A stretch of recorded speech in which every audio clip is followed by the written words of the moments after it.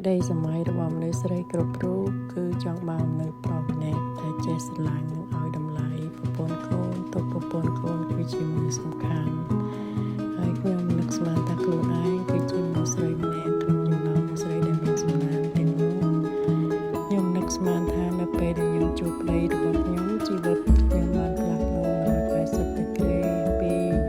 មនុស្សស្រីដែលមិនស្អាតតែអត់មានណាគេចាប់អារម្មណ៍ស្រុកខ្មែរខ្លាំងជាបុគ្គលដែលគាត់ស្រឡាញ់ហើយយកចិត្តទុកដាក់ផ្លាស់ប្ដូរជីវិតពីស្រុកខ្មែរមកនៅស្រុកគេទោះបីជាត្រូវចាប់ផ្ដើមពីចំណុច0សាជាថ្មីក៏គិតថាខ្លួនឯងមានមោទនភាពចំពោះខ្លួនឯង